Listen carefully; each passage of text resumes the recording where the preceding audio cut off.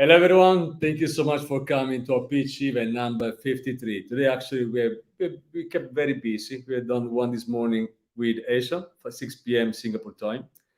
And today, we are going live with another four great funders coming from Ireland and the US. So, without wasting too much time, but before starting and introducing our investor guests and our four funders, let me tell you that if you want to make any questions, we stream our pitch event on YouTube and LinkedIn. If you want to make any questions, please write your questions down and we bring them to our funders. For everyone who wants to come to pitch to our events, you can just email pitch@equitymatch.co and we are more than welcome to welcome you and having you with us and telling your story and pitching us your great ideas. So, without talking too much, so let me start with introducing our investor guest, Jeffery Potvin, founder and general partner of Background. Jeffery, if you want to give an introduction to yourself, you are more than welcome. Perfect. Well, thank you very much for having me here today. Very excited to see the great four founders that you've brought to the table today. Just a quick brief about myself. I'm an early stage venture firm called the Supporters Fund. We invest in early stage deep tech, fintech, and CPG based companies. Typically, we're first money in investors. We're also shifting our third fund model into an acquisition model, where we'll be supporting our founders by doing acquisitions versus just putting money into the business. So pretty excited about that. And we also have OPN, which is the Open People Network, which is our deal flow engine, where we run events to help early stage companies get access into accelerators, incubators, and angel and LPs and venture partners around the globe.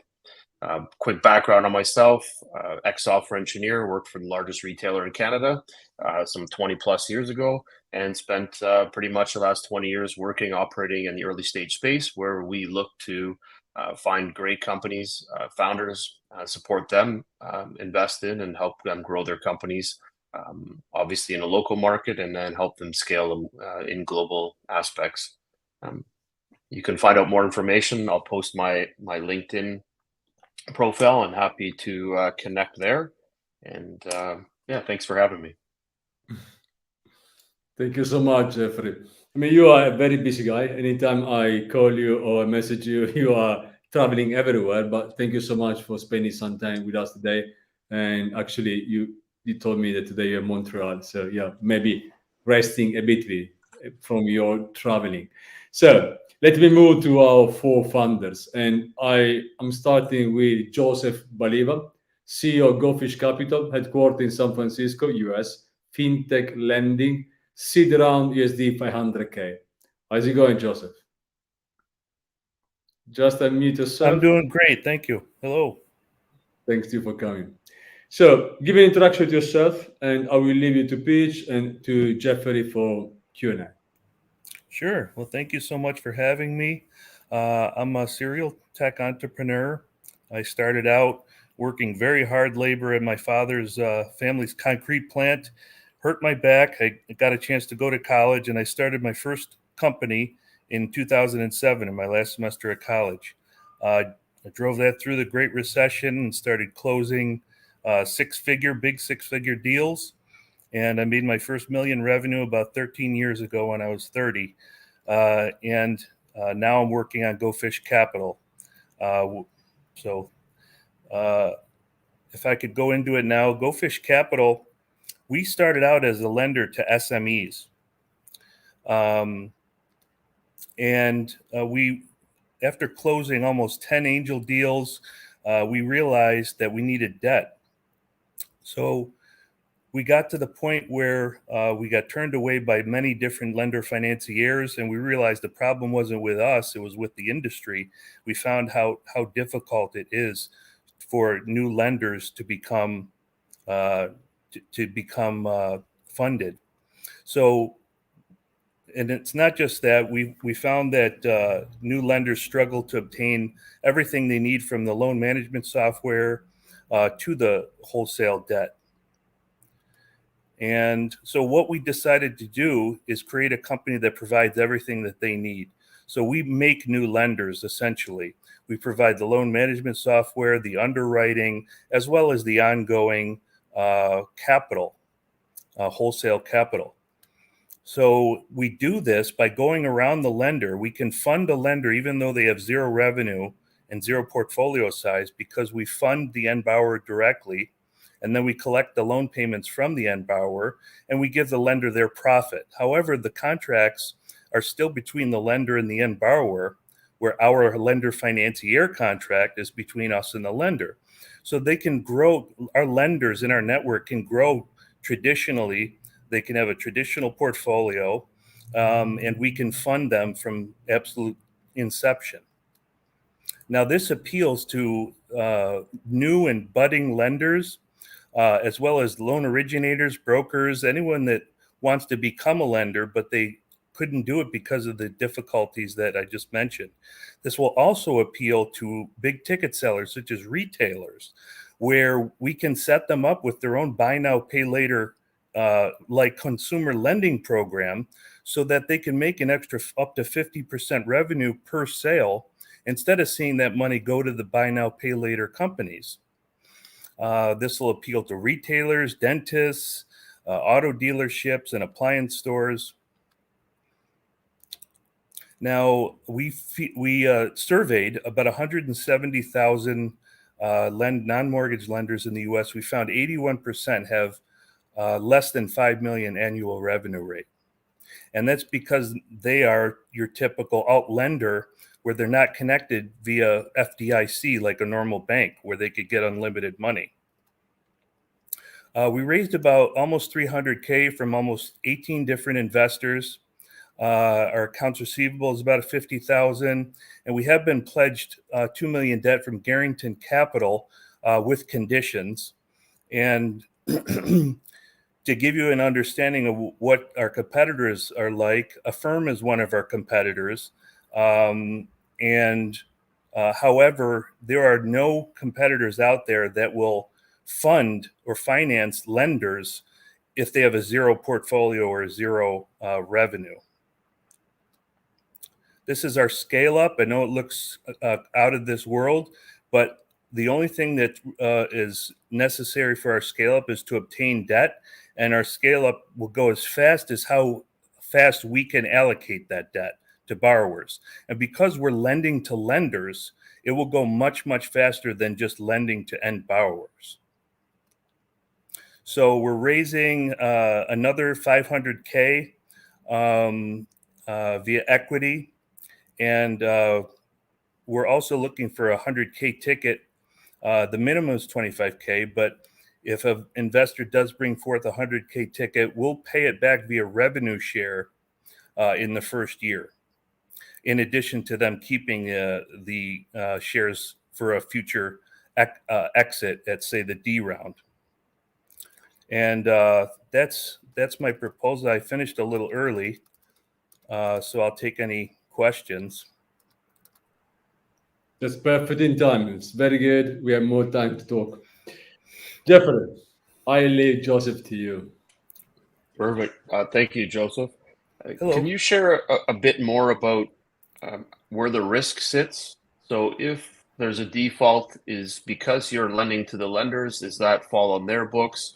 And then how do you acquire, or if there is a forced sale of the business, where does that happen? Is that on the lender side again, and then they're forced to pay you?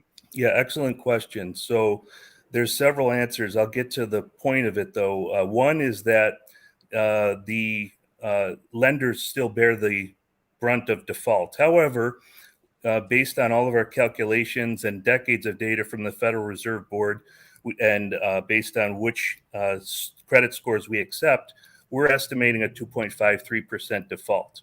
So if a default occurs, we also have insurance, payment protection insurance, that the lenders are required to purchase for their borrowers, and we can actually make a claim to shore up from there. But also, we have other protections in place. I forgot what the second part of your question was. I'm sorry. Well, it was just managing where the risk associated with all of this occurs. So it sounds like you have a small default that you're setting at 2.5 to 3%, and then the risk still falls on the lender.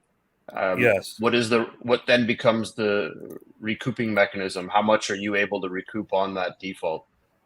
Up to 95% if we do make an insurance claim. However, the estimate is very strong based on a lot of data. So we're prepared for a certain amount of default. However, one thing I'd like to mention is that we can never have a cascade of defaults.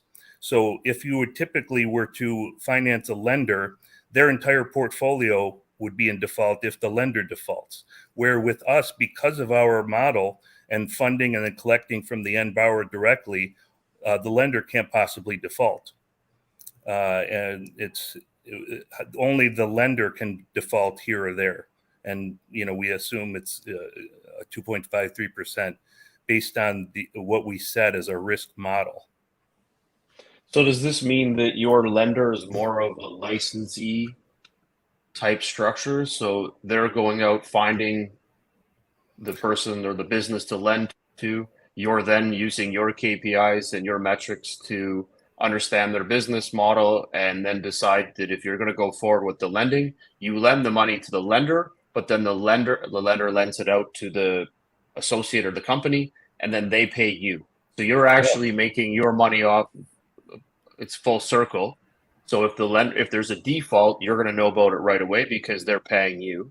Exactly. And you're paying your lender a percentage of. Well, they get to enjoy interest. The spread. So this is traditional where they get to enjoy the spread. We'll provide the capital at a wholesale rate, say 15%, given the current rates. They will upcharge it to 25 or 27%.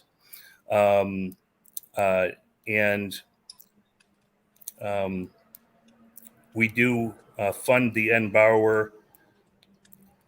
And the thing is, the loan stays on the books of the lender, like traditional lending. That's how we actually help lenders from scratch become to the point where they can either sell their portfolio or basically be on their feet, use that money, that profit that they have to make their company larger. So this will appeal to traditional lenders that want to get on their feet, which, as I showed you, 81% are below 5 million ARR here in the US out of 170,000 lenders. So we kind of want to be the central lender to the alt lending market. And this is the way we feel it's going to work, because otherwise we would have to take risk.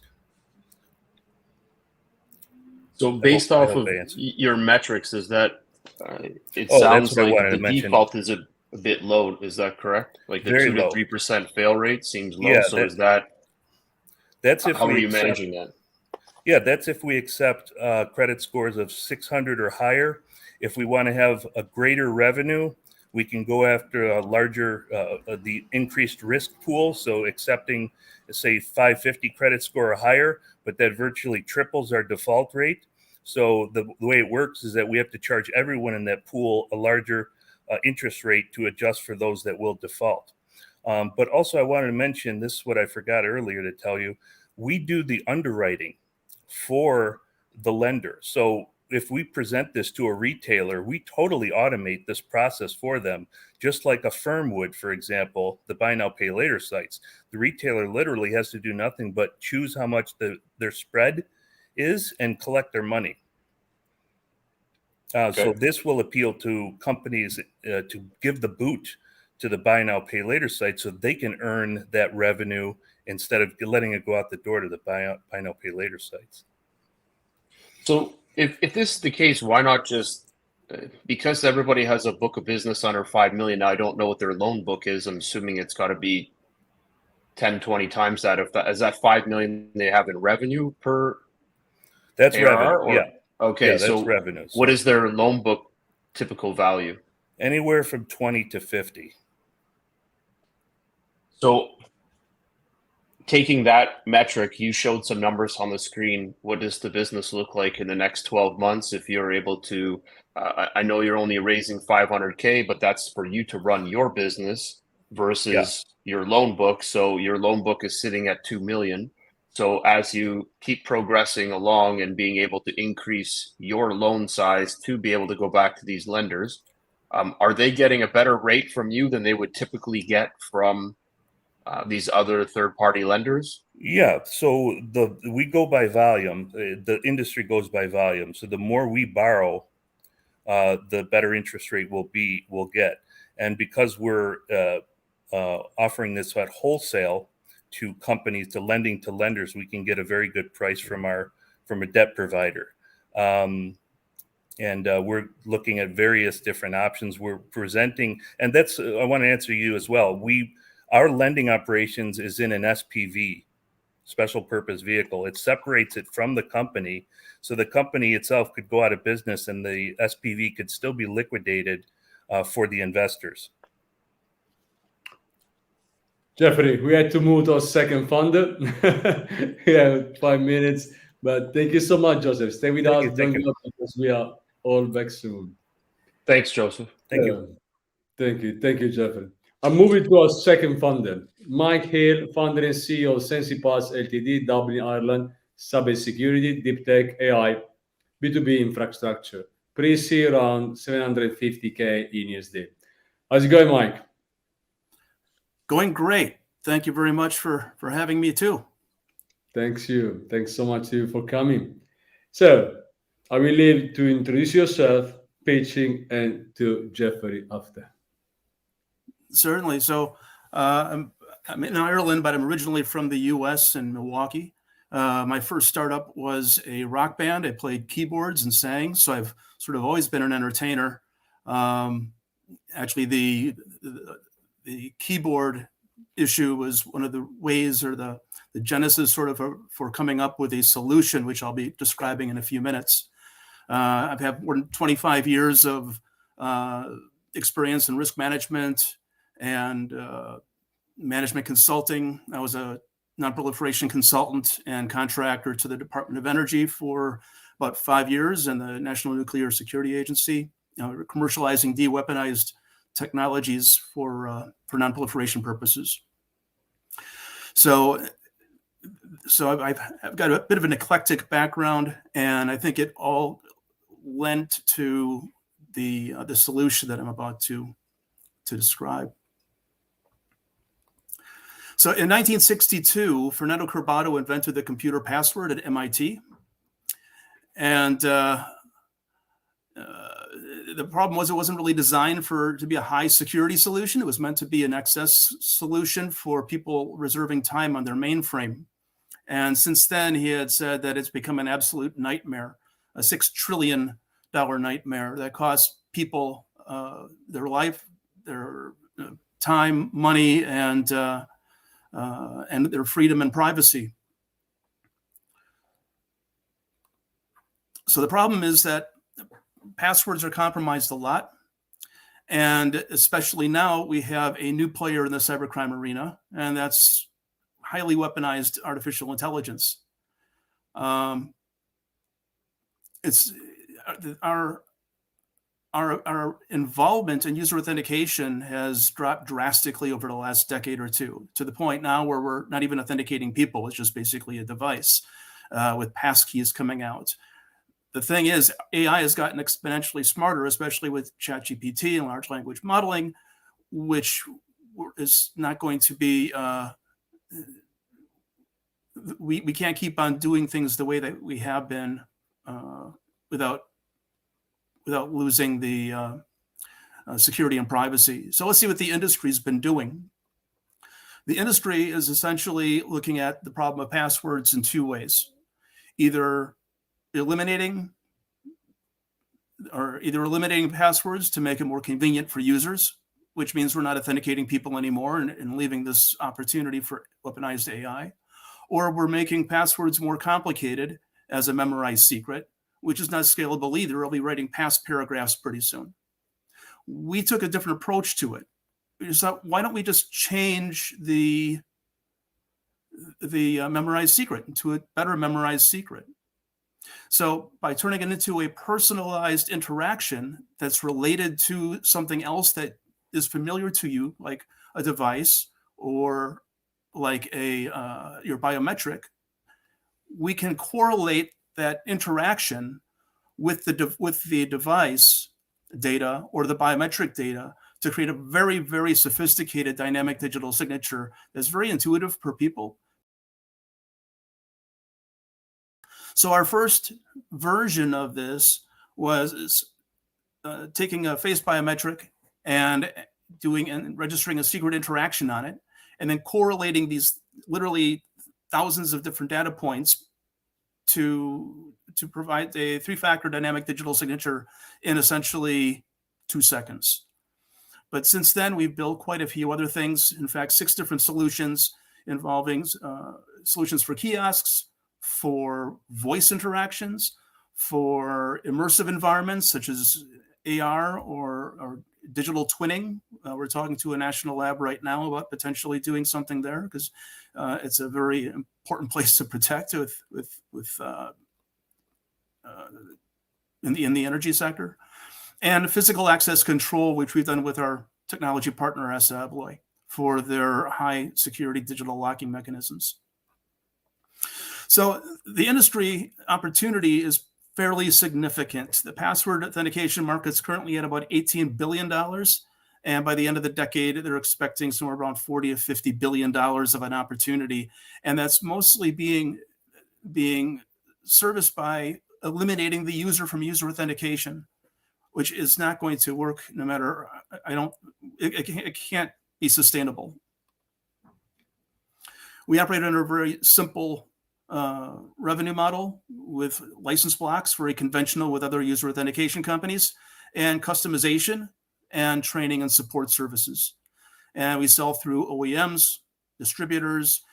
We have relationships with each of these companies. And one of those companies actually just sent us an email last week saying their identity group had been looking at what we do in the market and couldn't find anything more secure than what we're offering. There's quite a few players in the market that we used to consider competitors, but we're re-engineering our systems so that we're essentially a simple bolt-on technology that can be used in conjunction, in harmony with all of these other systems, significantly increasing our ability to access the market. And we also have had conversations with each of these companies to some extent. That's all fairly recent. During these past few years, we've been awarded patents in key global markets, building proprietary solutions as we listen to our customers along the way. We've spoken at industry conferences in the EU and the US and won awards from the likes of Citibank, Red Herring, and Deloitte. And we're now prepared to serve the increasing market demand for ensuring that people are who they say they are online. Again, my name is Mike Hill. I'm the founder and CEO of SensiPass. And our dedicated team has decades of focused experience in thought leadership and risk management and identity and IT development. The 2 of us have had successful exits in the past and inspire the rest of the team through our experience and understanding and passion. So SensiPass provides smarter user authentication to protect against autonomous AI attacks resulting in safer digital and physical assets. The online identity problem is getting much worse, and the gaps left by other industry players are creating a huge opportunity for our solutions to combat the weaponization of AI. We're seeking $750,000 in a bridge round to round out and finish our APIs, maintain our patent portfolio, and increase marketing efforts. And we'll provide product market fit and be in a stronger position to pursue a Series A next year. We maintain the conviction that every person has both the right and obligation to control their digital identities, regardless of how or where they access them or what accessibility challenges they may face. Our vision is to empower them with this superpower, and we do. Thank you. Thank you so much, Mike. Jeffrey, if you want to follow with 2 or 3 questions. For sure. Thank you. Thanks, Mike. So a couple of things. You mentioned the digital identity management.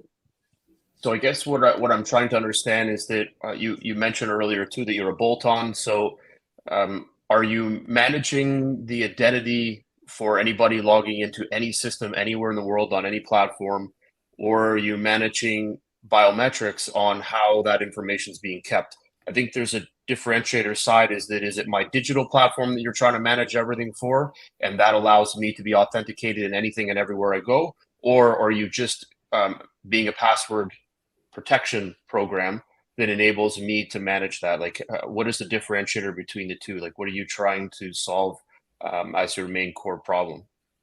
We're solving keeping the problem of the industry leaning towards eliminating the person from the user from user authentication. So it's in anything everywhere.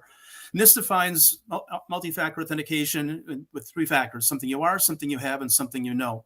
Something you know is almost exclusively an alphanumeric passphrase or something, even in the definition at NIST.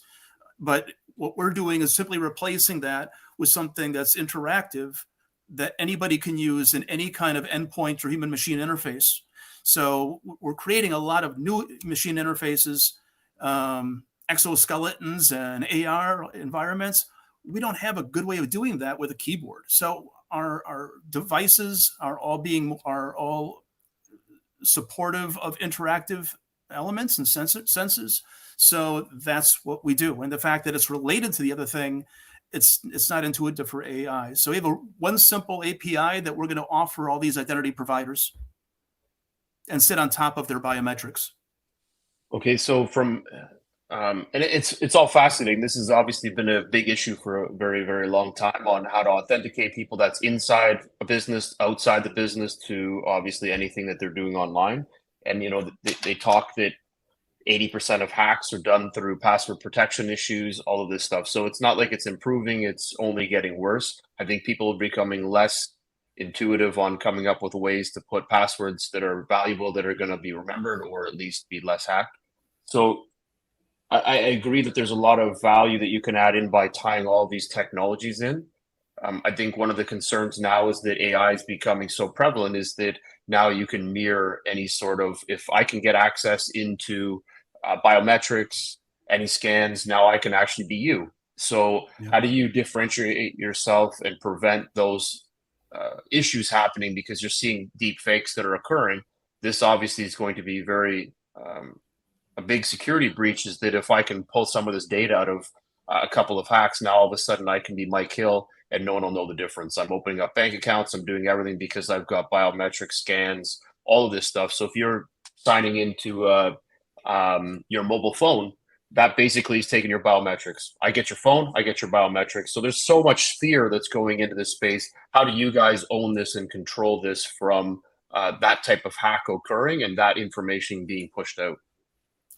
We're not a biometric company. Our patent is based upon an interaction that's related to a biometric. So you have to be there at that endpoint as a human being doing that interaction that only you can see and only you know. The other thing is because, again, and it doesn't have to be a biometric, it has to be a device. But correct, because there's no way, almost zero chance, very close to zero chance that it's going to be exactly the same digital gesture and the correlation of the dots and the data sets will reject an exact match. So this essentially enables a user to personally modify or augment their biometric in a way so it's in their possession again, as opposed to a deepfake. And who are you going after? Are you going after, to start, are you going after CEOs of big companies? Like, there's a lot of scams that have been going on where they're transferring, making payments and bills and things like that, which are hundreds and millions of dollars. There's a great podcast that talks about all of this stuff on how in corporations, they're not even aware of it. And they're transferring millions of dollars out of their own company to scams because it's coming from the CEO, which it's not. So are you looking at ways that are tying that in there? So you're preventing, like, where is the real focus that you're saying, okay, this is about password authentication and everything else and putting in these other aspects, but we're tackling tackling this problem that there's $100 million a month being pilfered out of companies because of non-authentication of the user that's requesting this information. So where is that beachhead that you guys go after, and then how do you make money? Right now, we're basically we've been looking at fintech for years, but it's generally consumer driven. Even the solutions are consumer driven, even if they're for the CFO. So we've been shifting recently back towards something we're a little more familiar with in critical infrastructure, and that's like the digital twinning in power plants, the nuclear area. There and the defense space. So that's critical information. They're willing to pay for it. Consumers don't pay for user authentication. So we make money with these user blocks and customization for these unique endpoints and human machine interfaces that are being used. Corporate finance is very perfect for us as well. So wherever that demand is, they're willing to adopt from our conversations. And I think we'll be very successful very quickly moving forward. It's the same product for us, same set of products. So that's what we need to really test over the next few months with this next round. Oh, it sounds like it for sure. And is it because of the amount of processing that's going on? Is this tying into any form of quantum computing? Like, do you need to get into this style of ways of processing this because it's real time? It's got to be done fast. How are you processing all of this? And again, is it on a secure network? How do you manage that from obviously not opening the door to everybody that's catching this across the line? Well, we have three expert systems that we developed ourselves. So our first product was all in the cloud. Our second product, so we were just working through a browser. Our second product was completely inside of an Android app. And then the bank said, well, no, we want to be in charge of the biometrics. That was pre-GDPR. So we had to split all that up and distribute the authentication process into two different places. So for us, architecture is not a problem. The GDPR is not a problem. And the request we have right now is actually for an intranet within a nuclear plant. So there's no internet. We don't need the internet. We can actually put the Sensi voice we put into a little tiny iOS program. So we have the ability, we have our own AI that we built that we're completely in control of. We don't rely on anything other than if there's a biometric, it's probably our customers or our partners' biometric. So if it's focused internally, which I think this is obviously pretty key to all this, you're managing different, you mentioned like just as an image, it's grabbing certain aspects, how you turn, how you do something. So you're catching probably data that wasn't being caught before, that's not really being utilized. Are you going even deeper into the fact that if this program is running on a laptop or on a device, that you're managing keystrokes, you're managing document access, so you can actually build a pattern of how someone's operating on their system so that you can authenticate through different means to prove that that person is the person that they are? No, I consider that surveillance. Our product requires an intentional act by the user, which makes them accountable for what they're doing. And accountability is a real problem right now in user authentication, as we've seen in the conversations. So with AI, so there's an intentional act. The user registers something. We're not just picking up keystroke. That's a behavioral biometric. We're not behavioral biometric. The user registers a specific thing that they need to replicate when they log in again. So it's a clear knowledge factor as opposed to a biometric. Okay. Jeffrey, we need to move to our third founder. So, Mike, thank you so much. Please stay. Thanks, Mike. We are back soon. I'm moving to our third founder, Max Lidster, co-founder, Expert Minute, Arizona, US, e-commerce pre-seed, 350K in USD. How's it going, Max? Hi there. Good, thanks. Thank you for coming. Please give an introduction to yourself. You can go straight to pitch, and Jeffery will come after. Yeah, definitely. My name is Max. I'm the co-founder and CEO of Expert Minute, where we help retailers actually close more sales online. Been really excited to work on this. I've actually just went on this full time, so I left my corporate position, and really excited about this. Just wanted to show you what we're working on. So Expert Minute actually patented a way to pass items digitally and create the shopping cart for anybody at any time during a conversation that you're having online. And we did this because we're looking at the retail market and we're seeing that it's struggling right now. If I go into the store, my likelihood of returning an item is about 8%. But if I go online, my likelihood of returning an item is 38%. And on top of that, there's a massive shopping cart abandonment rate. For most industries, it's at 90%. So all these online stores are really trying to get more customers to their site and to sell more, but they're hit with all these statistics that are really against them. It's very difficult to actually close the sale. So our idea came about really simply. Why can't I just pass an item to you? So if I'm going to hold my watch, this watch is now going to be passed over to you. A shopping cart is going to be created in the background for you as the customer, and that item is going to be sitting right there. And that item is going to have all the attributes. So the size, the color, the battery, whatever you can choose from the website, someone's doing the personal shopping for you and actually passing the item to you at the exact same time. And because we're mimicking the in-store experience without actually going in the store, we've seen that our online purchase chance, the likelihood of somebody buying this, is up to between 30 and 40%. That's the conversion rate. That's the likelihood of somebody actually checking out the shopping cart instead of just leaving the item and then walking away, never to come back. So the benefits of our software is that we have a high conversion rate. Our shopping cart rate decreases by 10%, and we have actually fewer returns on average than without the system, which actually makes sense because you have a human being helping you with this. There's less user error, and that actually increases the overall uplift and the upsell and the cross-selling that happens within an online store.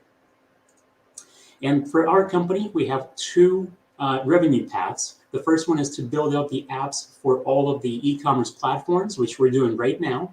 For example, Shopify, Magento, WooCommerce, we have our own presence there. And and the second one is licensing agreements. So basically going after larger stores that have their own e-commerce platforms like Home Depot and AT&T and IKEA and everybody else. And we're basically going to give them our patent as a way to make sure that they can add the items themselves. So we actually got the patent last year, and this is what we're doing with it. We're going after the retail industry for the larger retailers, and we're offering them a new chance of something new that the competition does not have, and that's our initial revenue path.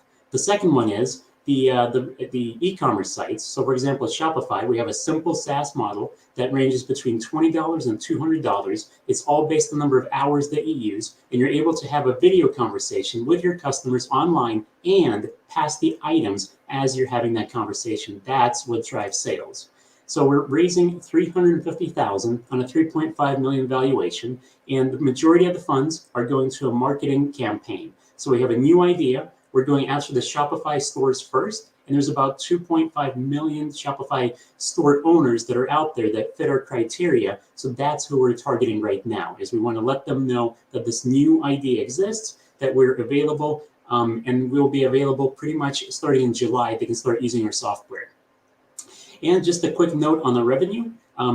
Half of it is coming from the apps themselves as a forecast, but the other half is coming from the licensing deals themselves. So licensing is going to be huge for us. It just takes time to build up, but for now, we're actually developing all the apps and all the e-commerce platforms, and we're going to be ready to turn this on in Shopify in about, I would say about 3 to 4 weeks.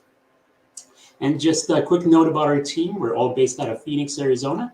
Everyone's really excited. We have an advisor who's ex-Amazon. Our investors in the Northeast, but everybody else is in Phoenix. And we're just really excited to work on this. Again, this is Expert Minute, and really excited to take your questions. And if anybody wants a short demo, they can just reach out to our website, and be happy to schedule one on the Calendar link. Thank you so much, Max. Jeffrey, I leave everything to you. Perfect. Thanks, Max. Thanks. Can I get you to, I don't know if you have a way of showing it or sharing it. Can you show a little bit more about how this function works? Yes. And what is the timing of it? Like, how long does this process take? Let's just say, use your example of buying a watch. Mm-hmm. Is this all done in the shopping cart? Is this done prior to the shopping cart? Is it like the shopping network? How does this really function? It's the same as going online. So I actually don't have anything set up right now with this particular setup, but I can definitely show you. It's on our website. We have a quick demo, but it's really simple. So you as the customer go to the website. There's a little button that says video chat. Click on that, and that's all you have to do. That's the last button click you do before you're able to buy something, because the employee then takes over. They pick up the call and they say, hey, let me help you with this watch. They go through the process. They add the watch for you, which at that point, you don't even see it. It happens so quickly. But actually in the background, the shopping cart's created and that item's added for you. And then they say, well, thanks for calling. I've added the item. Go ahead and end the call. So once the call terminates, at that point, you're basically presented with the checkout screen with that watch right there. So you as the customer don't have to do anything. It's such a quick, and we're going for a seamless experience. So we wanted to just make it exactly as you would walking in the store. You walk in, you ask a question, they hand you the item, and then they kind of walk you to the checkout line. And that's what we try to replicate to make it as quick as possible for the customer. So is there anything visual that's occurring with this? Are they showing me the watch? Like, are they putting it on and saying, here's how it looks, and you know, it does this, and then while you're watching this, the watch is already going to the checkout, but you're being distracted, so it's just kind of walking you through the process of it? Is that the idea? Yes, minus the distraction part. So they're always announcing that hey, do you want me to add this to you? You know, they're confirming. Okay. But yes, essentially that's what it happens. Is it's a very, very quick thing. They talk about the watch. They can show it, like we have both cameras. You can turn on the front-facing camera or the back, show what it looks like, and then you can also pass the link so that the person looking at the screen can see it and ask questions. But we don't like, I guess what happens now is you have to send these links and emails and text messages and everything else after the call just to get that item. And we're just saying, why not have it instantly? So it's a very, very quick process. And this is all done live, or is this pre-recorded? Oh, no, everything's live. It's a one-on-one. So we have a little button on our app. I can show you that real quick. And basically it just says, are you able to take calls right now? So when it launches, you're going to have this little thing that says, am I online? If you turn it off, you're off, and you don't answer the questions from this particular phone. But if you're on, that's when you're able to take the calls, and it's scalable. We have pretty much an unlimited number of employees that a store can sign up for, and they have subscriptions. So if they have multiple employees and they want to track how each employee is doing, they're able to buy additional licenses, or they can split one license among everybody. We don't care how they use it as long as they use it. No, that's great. And like you said, it's a different, unique way of getting people engaged in the product that they're buying or selling, and they may choose to have somebody ask questions live, or they may choose not to, and they'll just continue to work through the process, but you're giving them the option.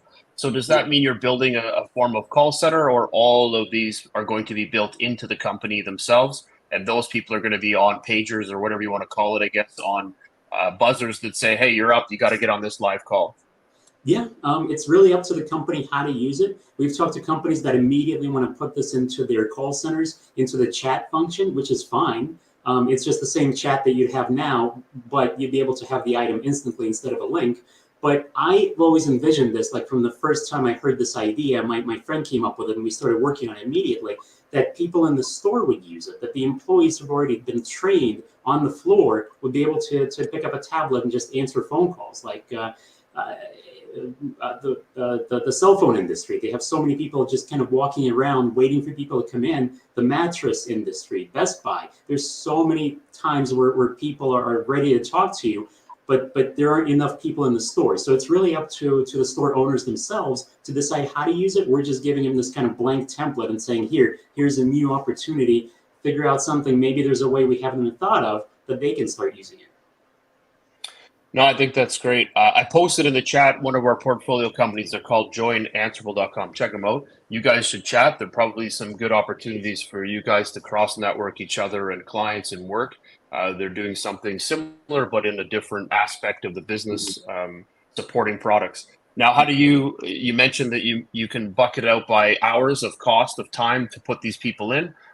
Do you also look at it as this is something that you can get experts in, and say you're going after one high-end watches and high-end products, and you build out your own group of people that can support this, and this is your way of being able to double down on the model?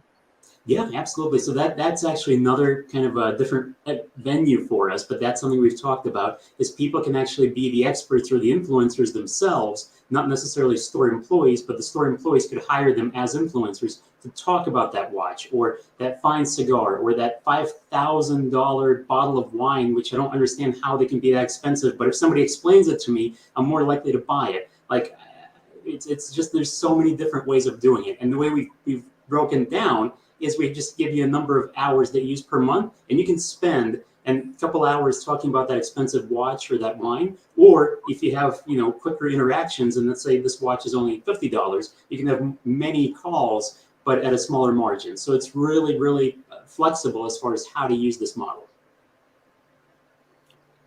Jeffrey, So now, if you want to one last question. Please. On the financial side, what did you project for your first 12 months of revenue? I think we're about 200,000 based on the app subscriptions and also one licensing agreement with one major retailer. Okay. Thank you so much, Jeffrey. Max, thank you so much. Stay there because we are very soon all back. I'm moving to Max. last, but of course not the least, Kimberly John, founder and CEO of Fastsusu, New York, US FinTech pre-seed, USD 200K. How's it going, Kimberly? Unmute. I'm going good. Thank you so much for having me. Thank you so much for coming. So I will leave to you introduce yourself and pitching, and Jeffrey will come with Q&A.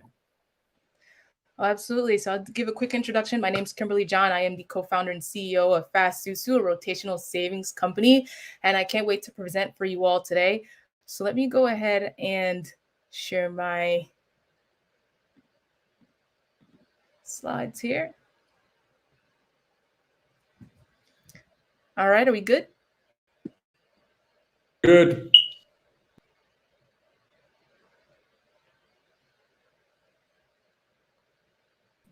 Let me know if I'm good to present. You can go, please. Okay, thank you. You cut out there, sorry. All right, so hello everyone. This is Fastsusu, the rotational savings app. My name is Kimberly John. I'm the co-founder and CEO of Fastsusu. I'm joined by Amar Diallo, who's also the co-founder and CTO. We both come from extensive backgrounds in terms of, I worked in a little bit of finance for a little while, as well as entertainment, and then Amar as well on the engineering side. We do have a number of advisors here, specifically Kojo, who is also has an extensive history in finance, Bank of America, and we also have Alan, who's on the MIT side and product design. From the engineering standpoint, we work with BPen, who has helped us build our solution and has a very skilled workforce. So we are excited to present what our solution's about and the work our team has done so far. All right, so the problem is that, I don't know if many of you know, but 1 in 3 Americans could not cover $400 in unexpected emergency expenses today. And many of us have faced those issues. There are a number of reasons why this is the case. There's a burden of high interest. Some of us cannot save our finances, and then many are unable to earn enough capital to be able to save, which then results in getting credit cards, which then results in having the burden of high interest. And there are a lot of different ways to combat that. And some communities follow this practice called rotational savings. And what it's called is ROSCA, right? Rotating Savings and Credit Association. And this is an alternative to high interest loans and solutions for credit building used in many different communities within and outside of the US. If you take a look at this diagram, this is a diagram of a rotation. One person receives the lump sum of the group's capital on a scheduled basis. And then on the next turn, the second person receives the lump sum and the third person receives the lump sum. And this continues throughout the process. You rely on your community without needing to rely on banks in interest to get capital. So there are problems with rotational savings that have been communicated to us. Our surveys tell us that many of our consumers would like something to rotate the payments in their groups. Some cannot find someone to save with. And a few have also had concerns around their money being taken. 60% report that it would be great to have those on-time payments reported to their group members so that they can build and establish a credit history. So we built Fastsusu, which is an iOS and Android application that you can download today that allows you to discover community, start a rotational savings group, have your payments automated to the group, build a credit history, and then protect your savings. We have a number of competitors on the market today. Some adjacent ones that we discussed earlier are banks and credit cards, right? But we have direct competitors like eSusu, eMoneyPool, and Jula who follow and practice rotational savings. That, again, we have more expansive platform, iOS and Android, that differentiates us, and a number of different options within our tool that allow you to find communities to save with. We have indirect competitors which can be used, such as Venmo, PayPal, and Cash App, which allow you to send money but don't really automate among a group of people. And then there are other solutions like Self, which incorporates the credit building aspect. And today, I want to inform you all that rotational savings is very popular. In fact, in India alone, it generates $200 billion or more in wealth, right? And as you go down the line, Africa, the second most popular, Latin America, 150 billion, China, 100 billion, and then the United States, 30 billion. And with the migration of so many different cultures in the US, there are a lot of cultures who are practicing this today, but do not have a formal solution.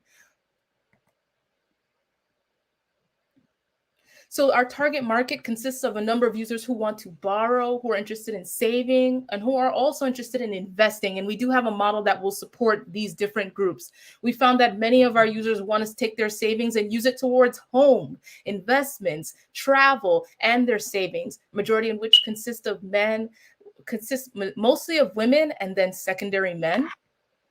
And our business model today supports these users by offering a cheaper solution, $4.99 a month, where you can join private groups. It has a higher transaction fee, but if you want to go with joining more groups and you're very invested in these communities, you can join the $9.99 a month plan. And today we made some significant progress without any marketing put into this application. Because it is a word of mouth application, people use this. They rely on downloading it and sharing with their friends. We've had a total number of 542 downloads. The total amount that has been rotated across all platforms is $4,818. And we've seen growth over these months. Now, we have not marketed this solution, but we are generating revenue. We've been incorporated in 2020. We do have 1.3 organic followers and 1,400 registrants who we do need to inform. This app is ready for you to download and use today, and a number of page views, 8,853 page views on our website. We are partnered with Dwala and Plaid. They help us rotate these transactions as well as connect to our users' bank accounts in a secure way. And our ask today is for $200,000. Our equity is 10% with a runway of 12 months. So we're using most of this money, again, for the marketing purposes, for product development, 20% of that, as well as operating costs to keep our solution going, and then legal 10%. While this is for us, we don't think that this runway, we think that this runway is definitely something that is 12 months. We expect that to be used for a much longer term, but just to be on the safe side, again, our main focus is to market this solution. So thank you so much. That's Fastsusu. Thank you, Kimberly. Jeffery. Thank you, Kimberly. This is good. Thank you. Can you share a little bit more about the savings part? How does the savings part work? Does the money stay in the product and in the app? And does that mean that that's money that you're banking? Or is this just inside of their own app and you're really just being the front face to it and just the image sharing data and that's it? Yeah, absolutely. So how the savings works is that you have a number of users that get on the app and they connect their bank account. And then I mentioned that the first person who's supposed to get that money up front, they have a wallet within our solution. Everyone has a digital wallet. So when the other members have to pay their turn, that money gets pulled directly into the person receiving their wallet for them to now deposit to their bank account. So does that mean that, say, every month you have to have $100 in your wallet and that $100 is put into someone's wallet each month? And at that same time, there's 1 month where you would take in, say, $600. So then you would have $600, which leaves you $500 to spend. Is that the kind of idea, or save? So the wallet is actually for the person who's receiving, right? So if everyone is in the rotation and it's their time to pull, we're pulling directly from their connected bank account, which then distributes into the wallet of the person who's receiving. Okay, so is there any metrics on how effective this is, and how I understand it's pretty global, it's a pretty big setup. Now I know that sometimes there's people that disappear, walk away with the money once they get paid. There's a lot of stuff like that that occurs, which is obviously the governance side and how you manage the security. So how do you guys make sure that that's something that's because you have the bank account so you can protect yourselves, and where does that governance fall? Is it on you or is it on the group? Oh, absolutely. So it's a little bit of mainly the group. So I'll tell you a couple of ways of how we protect the app. So first, we're using Dwolla to verify the identities of the users that that need to join these groups, right? We verify them with their social, their first, their last name, their official documentation information. Dwolla processes that, and then we connect the official bank account of that user. And what we do is that we do work with APIs that confirm that this is the bank account of this user, and you're good to go and join the platform. So we vet these users before they get onto the platform. However, when they do join these groups, we do recommend that they trust with, they save with their friends and family at first. Like, it's very important for you to save with those you trust, as we have not been able to incorporate a guarantee on funds that are lost. And today in this process, that is the case. If you're saving with friends in a typical rotation, that friend could walk away in a realistic scenario. Our application processes the automation of those payments, but we do hope to get to a point where we are able to protect those funds via insurance or factoring receivables, where we can step in as the lender to make sure the group has their funds, and then that process can continue, where we then work with collecting that fund from the user at a later point, or having insurance on it. And once we unlock that piece, it'll be an extreme game changer for those users. And what occurs if someone cannot make a payment? Meaning that, yes, they receive their funds, they're part of the group, everybody's happy, and they can't pay. Yeah, absolutely. So we do remind and send reminders to users. Please do make payments on time. If you are late on your payment, we consistently send reminders. In the event that they do not make their payments on time, we are also working on the credit building aspect, where you are at risk of impacting your credit if those payments are not made on time or at all. So there is a risk there that users need to be aware of. Joining a rotational savings group has its own responsibilities. In the event that you cannot pay, there are ramifications for that.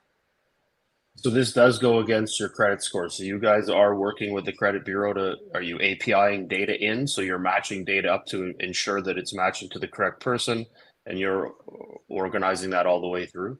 Exactly. That's what we're working towards right now. We're in conversations with Equifax and Experian and TransUnion to set up this process. We do need 1,000 rotating groups a month for us to qualify. So that's what we're building ourselves up towards. It's something one of our portfolio companies has a pretty strong, they're in the prop tech space, and they've got a pretty strong setup with Equifax. So it might be something that they might be able to help you guys with, because obviously that's crucial for your data side, but also for being able to API in. Now, API calls to Equifax are going to cost you X amount. So now you have to be able to make sure you're making this kind of money off of every transaction. So how do you make money in this process? Yeah, absolutely. So again, Dwolla does charge us a hefty fee up front, right? We're charged $4 for every verification, and also every time a bank gets connected to Plaid, that's $1.50, right? So how we're making funds is really just subscriptions. Again, our highest subscription plan is $9.99 a month. You must subscribe to join to the app, so that does cover the onboarding fees at first, and then as you rotate throughout the group, we do charge monthly subscription fee, as well as transaction fees when you do need to take out your money. Jeffrey, we have one more question if you want, and after we had to close. What did you project for the next 12 months of total volume of transactable dollars? And then what do you take from that? Yeah, absolutely. So right now, again, I mentioned on our slide that we have about 15 to 20 subscribers now. That's about $199 a month. And we haven't marketed this. I do expect, as soon as I market this application, to go up to around 200 subscribers next month or more. And as we grow, I think that our projected revenue for this year alone, without any marketing costs, would likely be around $25,000 in subscriptions. Thank you so much, Kimberly. Jeffery, Kimberly, stay there. Don't go, because we are bringing everyone back. Let me start with you. Now, behind any founder, there is a huge conviction and passion, right? So what's your passion? Why are you doing this? And if you must find a way to convince Jeffery to invest in your startup, what's the point? Kimberly, Sorry, could you repeat that question? Sorry, Max. what is the passion behind you that drives you? And if you had to convince Jeffery, how do you convince him to invest in your startup? No, 100%. Yeah, my passion behind this is that I grew up with this process, and I know so many different community members who have. My co-founder and CTO, Amar Diallo, is from Guinea, also is familiar with this process. And we've seen so many of our friends and family utilize this tool. And they would really appreciate and benefit from having something that rotates that capital for them. In the case of my own personal experience, my mom's a nurse. She used rotational savings to pay for my tuition over time. The thing is, she did rotational savings with her colleagues. And one of her nurse colleagues fell sick to cancer. She fell ill and she could no longer keep up with rotating the group. So the group disbanded. Nobody wanted to take responsibility for having to collect the money and hand it out. So having a solution like this would absolutely help them. And then, of course, they take that lump sum of capital and they use it towards something good. They reinvest back into the economy. They reinvest into their friends, their family. So that's one of my passions, why I'm interested in building this particular solution. If one way I can convince Jeffery to invest in this model is that it's something that's used today. It is a solution that's not new. It's not a new concept. It's a very old concept. We just need a solution that will rotate that process, ensure funds, and there's guaranteed success on aiding people in a process that they use every day. Thank you so much, Kimberly. Mike, what's the passion? Why investing? Well, because it all started with my first rock band and synthesizers. It's something near and dear to my heart. But this technology, this startup really began with accessibility. My friend's got dyslexia, and he had a real tough time with passwords. And he said, "We got to figure out something." So I sat and thought about it. And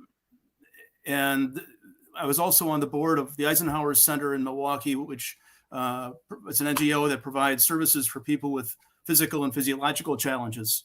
So the more I kind of went into it, I had to come up with something that everybody could really do. So our mission is to create a level playing field for everybody to be able to have security and privacy, but also a user authentication approach that would hold people accountable, which is especially important. It's become more and more important over the last 10 years. So I think having this bigger vision and this passion for it that combines my synthesizers with a cause and actually changing the lives of so many people. I think that's what's inspired our many interns over the years, who often stay on longer than their internships are complete, and they continue to contribute. And we had more than 60 of them, and we keep on getting more and more people coming to us wanting to be part of this. So it's about transforming trust, and maybe we'll save the internet for the next 50 years, now that passwords for the last 50 years aren't really being sought after anymore. So let's just fix it that way. I think it's a long-term vision. Thank you so much, Mike. Joseph. Yes. Hello. So we're highly motivated to help new and emerging lenders because of the extreme difficulty that we ourselves faced as a lender lending to SMEs. We tried to get financing from lender financiers. We were turned down by no less than 50 times. And every time we were turned down, it just gave more validity to our business model and our mission, because it proved how difficult it is for new and emerging lenders to obtain debt. And why should anyone invest? We're a lender. So unlike other companies, we have very predictable and guaranteed revenue. It's predictable to the penny, and it's guaranteed by the borrowers. And also during economic downturns like what we're in high interest rates, when banks constrict that drives a large demand for alt lenders like us. The Federal Reserve actually in 2008 proved that when banks constrict 12%, it actually increases demand for alt lending 26%. That's a real number.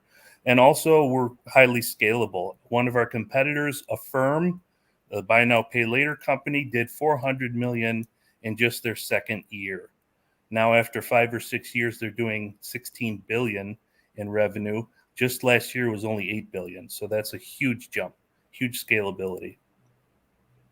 Thank you so much, Joseph. Max, please. You need to unmute yourself. That's not even the first time today I've done that. It's not going to be the last.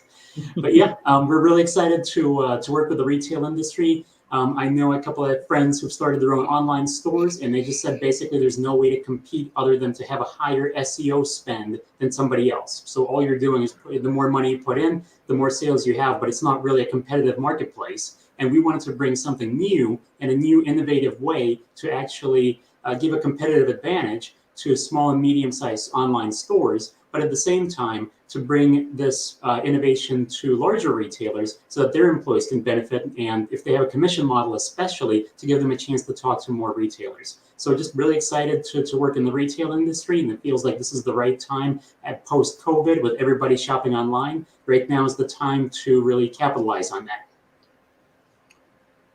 Thank you so much, Max. Jeffery, if you want to close, if you have any advice for the founders, general one or one to each of them, and we can close our session. You need to unmute yourself. I'm so used to Zoom that I forget where the buttons are.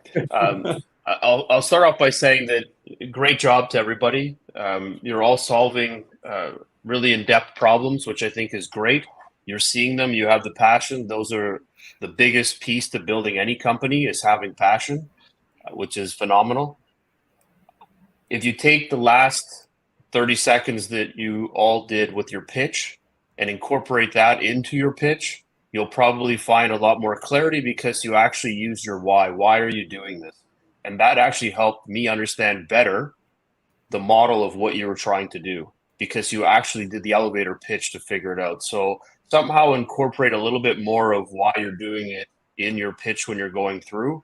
And I would always suggest the first thing you always define is your problem. 1 page on problem, 1 page on solution, and then everything else is how do you make money. The whole model for every investor is that they need to understand that this is a scalable business that you can grow at rapid speed, but at the same time that you found your niche, you found a way to cookie cutter this into the perfect model that you can just keep replicating and printing money. So that's the idea behind scalable ventures. So in the case of what you're doing, just look at your model and how can you refine this down to the most basic process that will get people engaged, utilizing it, and have that spread so that everybody jumps on board. That's what's going to get people interested in the scalability and investing side. So always figure out in your presentation is 80% of it, it's on how you make money. How does the size of market, whatever it looks like, how great your team is, where their backgrounds are. There's a couple of components that you'll obviously learn through as you continue to pitch. But I think you'll understand that as you go, the key is solve the problem, find a beachhead, and then just make sure you can really infiltrate that and get the most out of it. Always have a client that you're learning from. A few of you mentioned that you've got a primary client. That is so crucial because that helps you actually work your way through the landscape as well. And then outside of that, keep pitching. Every time you hear yourself pitch, you'll keep modifying it and improving your business model and your pitch, because the more times you do, you always think, I got to do better than the last time. So you modify things as you go, and you'll actually find yourself solving a bigger problem and fitting yourself into a bigger beachhead. So I do implore you to get in front of as many opportunities to pitch, even if it's just one-on-one, but always go through that and you'll find that you'll keep shifting and modifying it. And that's going to get you to the right spot where your business needs to be. Thank you so much, Jeffery. Max, Joseph, Mike, Kimberly, thank you so much for being with us today. I really enjoyed. Thank you so much, Jeffery, for spending your time with us and give you great advices and, of course, great Q&A. And to our audience, thank you. Thank you for watching our pitch event. You find all our pitch events in our YouTube channel, EquityMatch.co. And I see you. We go live again on Thursday, 5 p.m. UK time, with other daring founders. And again, thank you to everyone. Thanks. Thank you, Max. Bye-bye. Great job, guys. Thank you. Thank you, Great. Jeffrey. Thank you. Bye-bye.